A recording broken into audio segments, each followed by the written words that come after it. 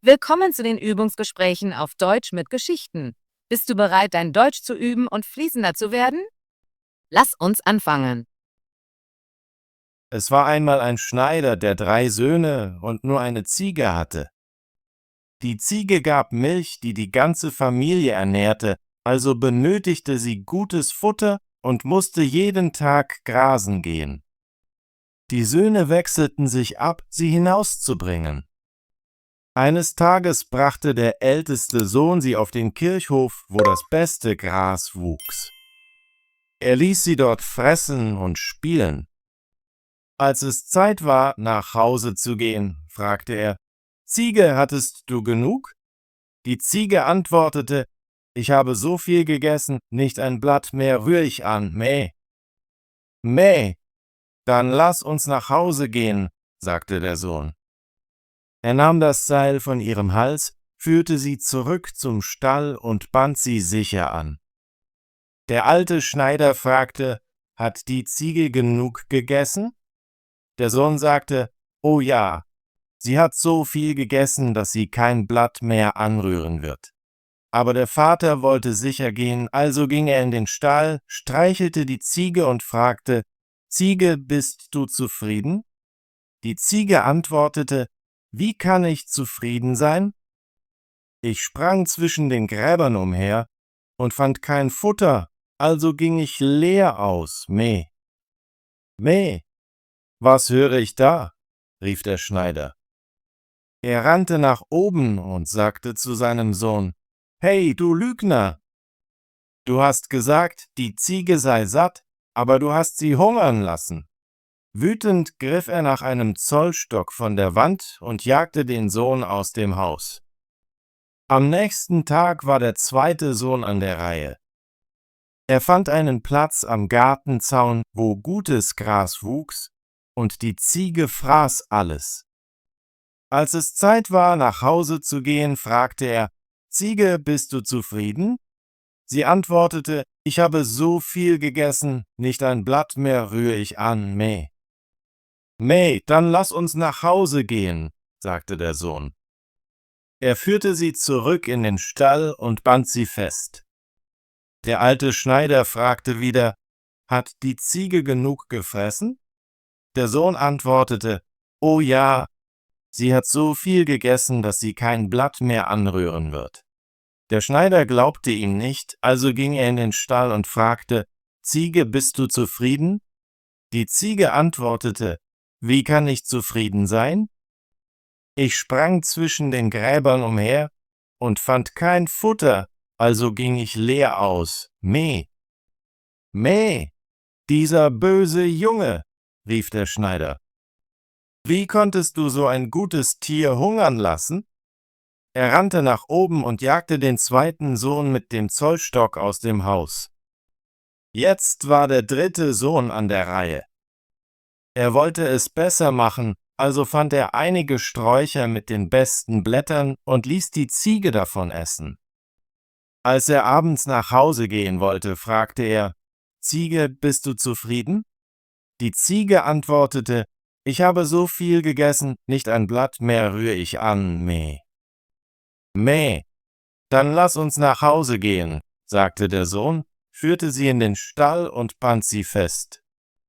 Der alte Schneider fragte: »Hat die Ziege genug gefressen?« Der Sohn antwortete: »Sie hat so viel gegessen, kein Blatt mehr wird sie anrühren.« Der Schneider vertraute ihm immer noch nicht, also ging er hinunter und fragte: »Ziege, bist du zufrieden?« Die Ziege antwortete: »Wie kann ich zufrieden sein?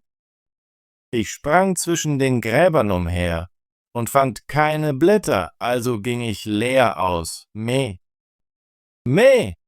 Oh, ihr seid alle Lügner«, rief der Schneider. »Ihr seid alle so böse und vergesst eure Pflicht wie die anderen. Ihr werdet mich nicht mehr täuschen.« So wütend war er, dass er nach oben rannte und den armen Sohn mit dem Zollstock schlug, bis dieser aus dem Haus rannte. Nun war der Schneider allein mit seiner Ziege.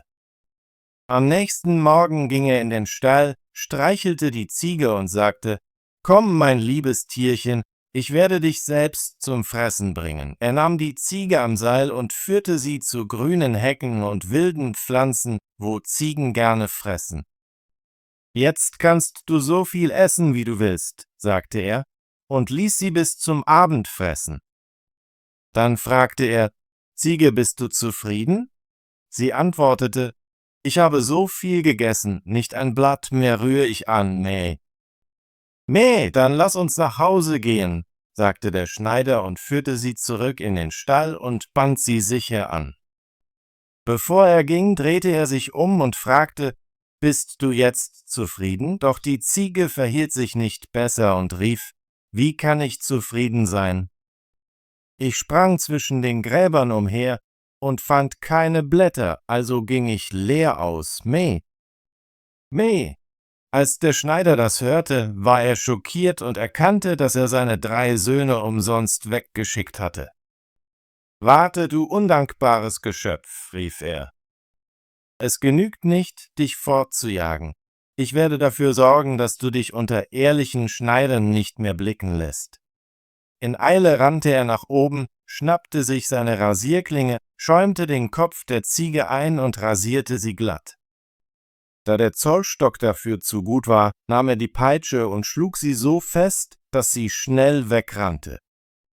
Allein in seinem Haus fühlte sich der alte Schneider sehr traurig und wünschte, er könnte seine Söhne zurückhaben, aber niemand wusste, wo sie geblieben waren.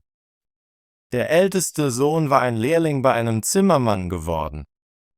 Er arbeitete hart, und als es Zeit für ihn war zu reisen, schenkte ihm sein Meister einen kleinen Tisch. Er sah nicht besonders aus, war aus einfachem Holz, aber er hatte eine wunderbare Eigenschaft. Wenn jemand ihn aufstellte und sagte, »Kleiner Tisch, deck dich«, wurde er sofort mit einer sauberen Decke, einem Teller, einem Messer und einer Gabel sowie vielen Gerichten mit gekochtem und gebratenem Fleisch und einem großen Glas Rotwein gedeckt. Der junge Zimmermann dachte, damit wirst du dein ganzes Leben lang genug haben, und reiste glücklich, ohne sich um eine gute Unterkunft oder Essen sorgen zu müssen. Wohin auch immer er ging, ob auf ein Feld, in den Wald, auf eine Wiese oder wo auch immer er wollte, konnte er seinen kleinen Tisch herausnehmen, ihn aufstellen und sagen, »Deck dich!« Und alles, was er wollte, erschien. Schließlich beschloss er, zu seinem Vater zurückzukehren, in der Hoffnung, der alte Mann würde ihm vergeben, jetzt wo er diesen wunderbaren Tisch hatte. Auf dem Heimweg hielt er eines Abends an einer Schenke an, die voll von Gästen war. Sie begrüßten ihn und luden ihn ein, sich zu setzen und zu essen, sonst hätte er Schwierigkeiten, etwas zu finden. »Nein«, sagte der Zimmermann, »ich werde nichts von euren Tellern nehmen. Stattdessen könnt ihr meine Gäste sein.« Sie lachten, da sie dachten, er mache einen Scherz. Dann stellte er seinen kleinen Tisch in die Mitte des Raumes und rief, »Kleiner Tisch, deck dich!« Sofort war er mit so gutem Essen gedeckt, dass der Wirt es niemals hätte bereitstellen können. Der Geruch ließ den Gästen das Wasser im Mund zusammenlaufen. »Bedient euch, liebe Freunde«, sagte der Zimmermann, und als sie sahen, dass er es ernst meinte, versammelten sie sich schnell und begannen zu essen. Sie waren erstaunt, dass jedes Mal, wenn ein Gericht leer wurde, ein anderes von allein nachfüllte. Der Wirt schaute überrascht zu und dachte, so einen Koch könnte ich in meiner Küche gut gebrauchen. Der Zimmermann und seine Freunde hatten viel Spaß bis spät in die Nacht, und als es Zeit fürs Bett war, ging auch er schlafen und stellte seinen magischen Tisch gegen die Wand. Der Wirt konnte jedoch nicht aufhören, darüber nachzudenken. Er erinnerte sich daran, dass er einen alten Tisch in seinem Lager hatte, der dem Tisch des Zimmermanns ähnlich sah, und tauschte ihn heimlich gegen den magischen Tisch aus. Am nächsten Morgen bezahlte der Zimmermann für seinen Aufenthalt, nahm seinen Tisch, ohne zu ahnen, dass er ein Fake war, und ging nach Hause.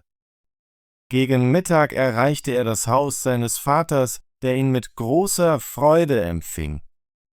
»Nun, mein lieber Sohn, was hast du gelernt?« fragte der Schneider. »Vater, ich bin Zimmermann geworden.« »Ein gutes Handwerk«, antwortete der alte Mann.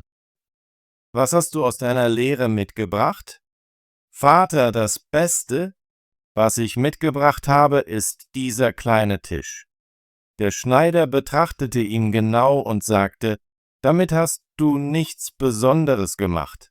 Das ist nur ein alter Tisch.« »Aber es ist ein Tisch, der sich selbst deckt«, erwiderte der Sohn. »Wenn ich ihn aufstelle und ihm sage, dass er sich decken soll, erscheinen schöne Gerichte, und es gibt Wein, der das Herz erwärmt. Lass uns unsere Verwandten und Freunde einladen.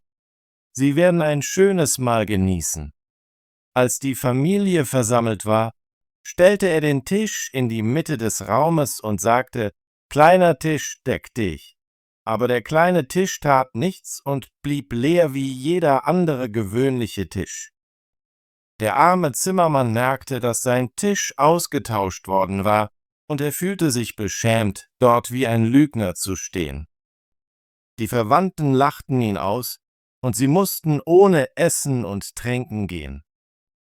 Der Vater ging zurück an die Arbeit und machte weiter mit den Schneidern, während der Sohn einen neuen Meister fand. Der zweite Sohn war Lehrling bei einem Müller geworden. Als seine Lehre zu Ende war, sagte der Meister, »Du hast so gut gearbeitet, dass ich dir einen besonderen Esel schenken werde, der weder Wagen zieht noch Säcke trägt.« »Wozu ist er dann gut?« fragte der junge Lehrling. »Er lässt Gold aus seinem Maul fallen«, sagte der Müller.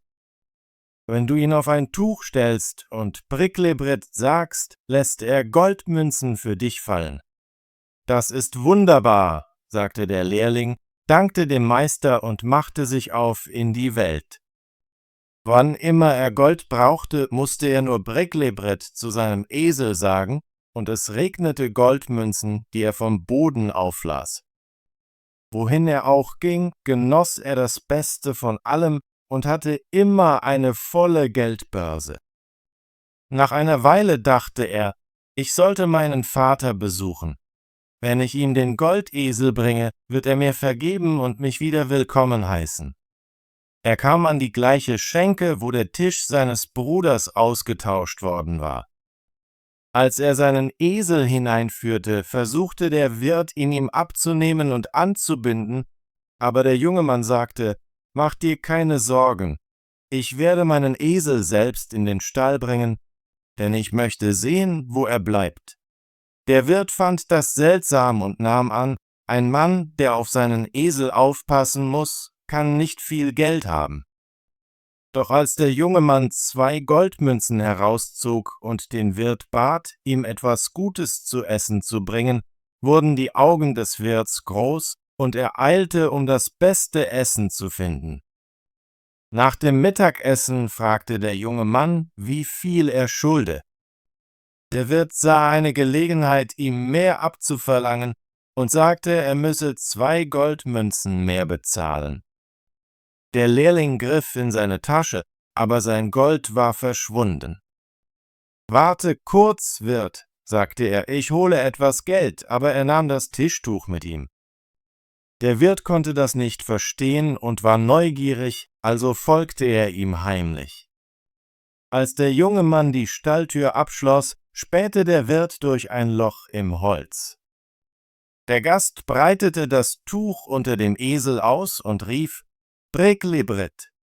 Sofort begann der Esel, Goldmünzen fallen zu lassen, die auf den Boden regneten. »Wo«, dachte der Wirt, »das sind viele Münzen. Das sollte ich für mich selbst bekommen.« Nachdem er seine Rechnung bezahlt hatte, ging der Lehrling ins Bett, doch in der Nacht schlich sich der Wirt in den Stall, nahm den Goldesel mit und band einen anderen Esel an seiner Stelle fest. Am nächsten Morgen ging der Lehrling mit dem, von dem er dachte, es sei sein Goldesel, weg. Gegen Mittag erreichte er das Haus seines Vaters, wo er freudig empfangen wurde. »Was bist du geworden, mein Sohn?« fragte der Schneider. Ich bin jetzt Müller, antwortete der Sohn. Was hast du aus deinen Reisen mitgebracht? Nichts als einen Esel. Hier gibt es viele Esel, sagte der Vater. Ich hätte lieber eine schöne Ziege gehabt. Ja, sagte der Sohn, aber das ist kein gewöhnlicher Esel.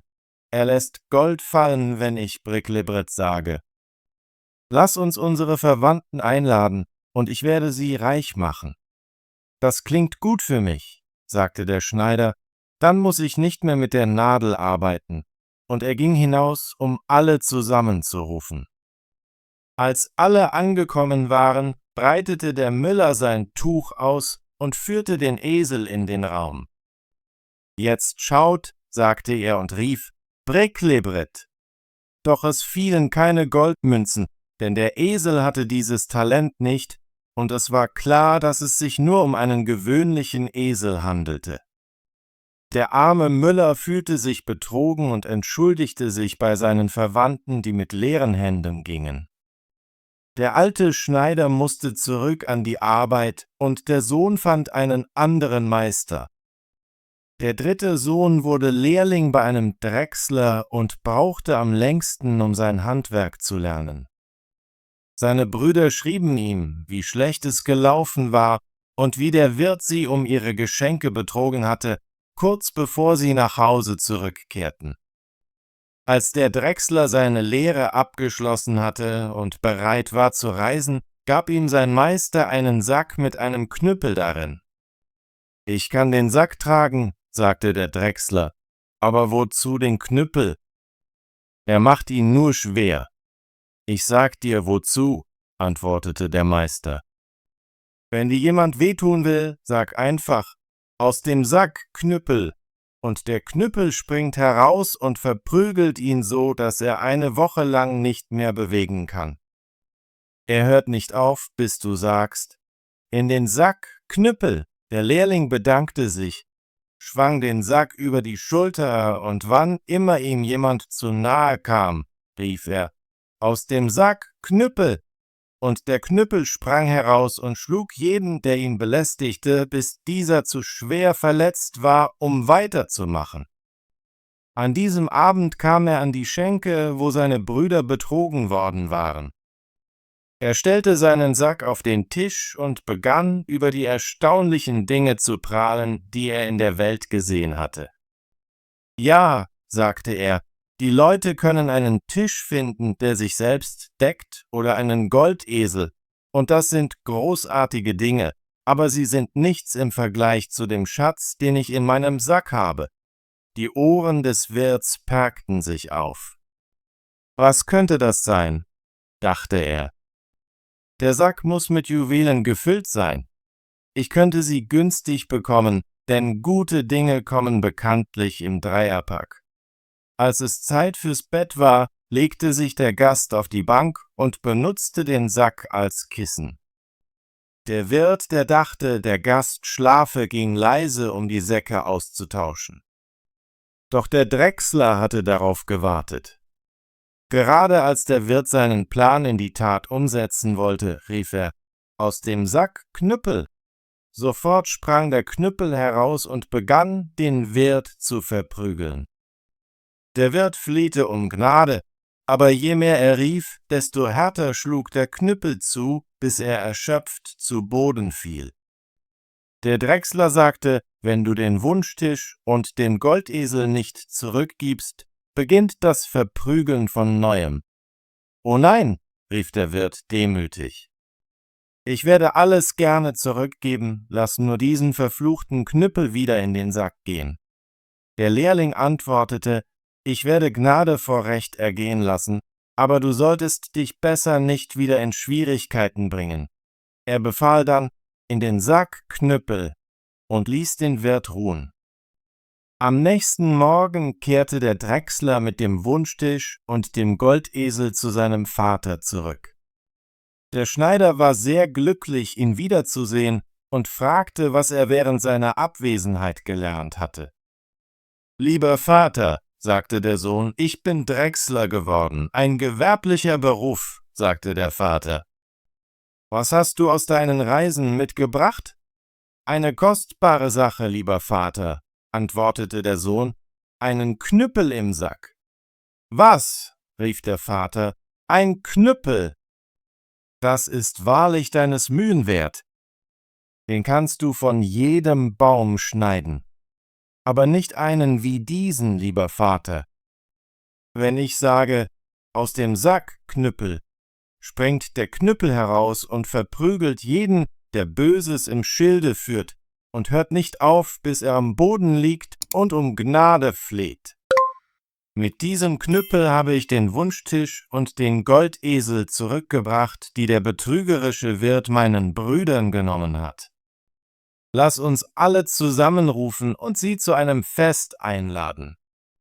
Ich werde auch ihre Taschen mit Gold füllen. Der alte Schneider war noch etwas skeptisch, aber er versammelte die Verwandten.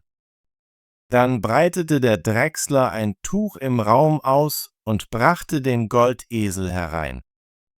Er sagte zu seinem Bruder, »Jetzt, lieber Bruder, sprich zu ihm.« Der Müller sagte, »Bricklebrit«, und Goldmünzen fielen auf das Tuch wie ein Regensturm, bis jeder mehr hatte, als er tragen konnte.